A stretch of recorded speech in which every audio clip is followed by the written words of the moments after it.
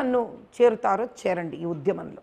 అక్కడి నుంచే ప్రధానమంత్రి గారికి, అమిత్ షా గారికి ట్వీట్ చేస్తాం అందరం. దీనికి ఒక హ్యాష్ ట్యాగ్ కూడా తయారు చేస్తాం. మిస్డ్ కాల్ ఫోన్ నెంబర్ కూడా తయారు చేస్తాం. ఏదైనా మొదలు పెట్టందే మొదలు అవ్వదు నాయన. నేను మొదలు పెట్టదలుచుకున్నాను. ఆ తర్వాత ప్రతి హిందువుడు వాడిష్టం.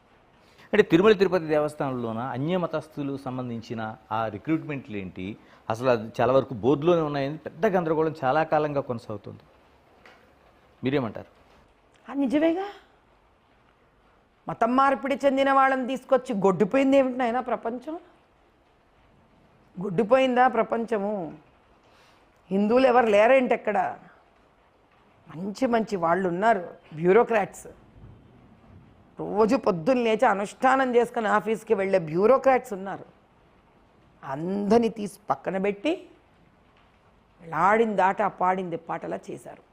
అయినా అవన్నీ మత మార్పిళ్ళు చేసిన లడ్డూ విషయానికి వచ్చేసరికి there has to be a very serious third party investigation అంటున్నాను.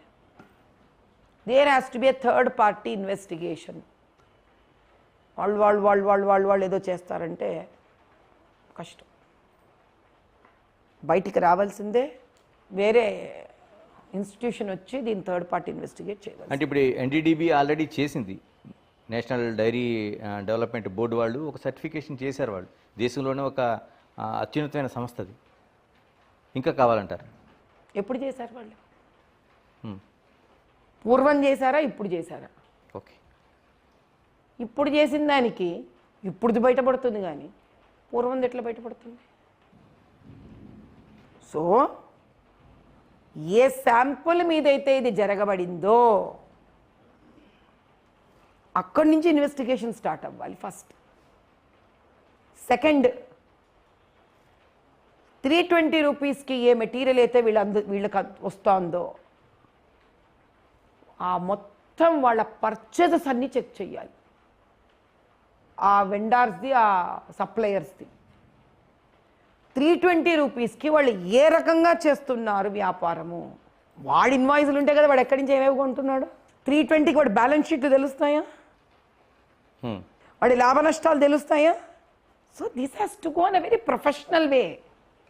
అంటే చాలామంది భక్తులు ఆ వెంకటేశ్వరుడు ఖచ్చితంగా శిక్షిస్తాడు, మనం ఏం చేయక్కర్లేదు, అడగండి అమ్మాయినా పెట్టదయ్యా.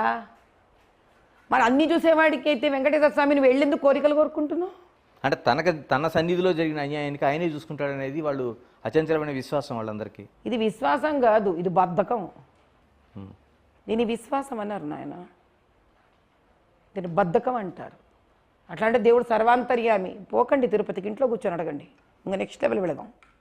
మన కోరికలకు దేవుడు ఉంటాడు, కానీ దేవుడి ముందు కూడా ఒక సమస్య వస్తే కనుక దేవుడే చూసేసుకుంటాడు. ఏం స్వార్థపరులయ్యా నిజంగా. కాదు మాధవీలత గారు, ఇప్పుడు నిజంగానే దేవుడి సన్నిలో ఇంత అఘాయిత్యం జరిగిన తర్వాత నిజంగా పాపము పుణ్యం అనేది ఉంటుంది కదా, నిజంగా వాళ్ళకి ఏమైనా శిక్షలు ఉంటాయా? వెయిట్ చేయండి. ఎంత కుండ నిండితే ఇది బయటకు వచ్చిందో ఎవరికి తెలుసు? ఎవరి వల్ల బయటికి వచ్చిందనేది ఒక ఎత్తు అయితే, ఆ పాపం ఎంత పండి బయటకు వచ్చిందో ఎవరికి తెలుసు? ఇలా దేవుడిని అడ్డం పెట్టుకొని రకరకాల విధవ పనులు చేసిన వాళ్ళు చాలామందికి చాలా బయటికి వచ్చాయి. నా రోజులు ఉన్నాయి, వచ్చాయి. The game has just begun. భగవంతుడి లీల ఆట మొదలైంది. కానీ భగవంతుడు అంటే ఎవరో కాదు, మనంటే భగవంతుడు. ఎన్నికలకు ముందే ప్రారంభమైందా అది మనకెలా తెలుస్తుంది? మన దగ్గరే డేట్లు ఉంటే ఇక భగవంతుడు ఎందుకు ఆయన? ఆ డేట్లు ఆయన దగ్గర ఉన్నాయి. ఓకే, కానీ అంతటి భగవంతుడు కూడా శక్తివంతుడు భక్తుల వల్ల అవుతాడు. కాబట్టి మనం అందరం వెళ్ళి, అనంత కోటి హైందవ భక్తులందరూ తిరుపతికి వెళ్ళి ఆయననక్కడ కనుక ఆయన కోసం అయ్యా ఈ అన్యాయాన్ని నిర్మూలించు అని కోరికను కోరి మనం నిస్వార్థంగా వినతి పత్రం పెట్టినప్పుడు దీనికి కొన్ని రెట్ల శక్తి తయారవుతుంది. అక్కడ ఆ భక్తుల శక్తితోటి ఆయన విజృంభిస్తాడు. ఇంకా ఇంతవరకు వచ్చాడు ఆయన, ఇంకా విజృంభిస్తాడు. ఆంజనేయ స్వామిని ఎందుకు దండకం చదువుతారు? దాటవయ్యా శాంతంగా ఉన్నాడు ఆయన. నరసింహస్వామికి, ప్రహ్లాదుడికి అంత జరిగితే నరసింహావతారం జరిగింది ఆయనది. కాబట్టి ప్రాధేయపడాలి మనం పరమేశ్వరుని, మన కోసం కాదు. సనాతన హైందవ ధర్మ సంరక్షణగా ఆయనను పోయి కోరాలి ఒక్కసారైనా.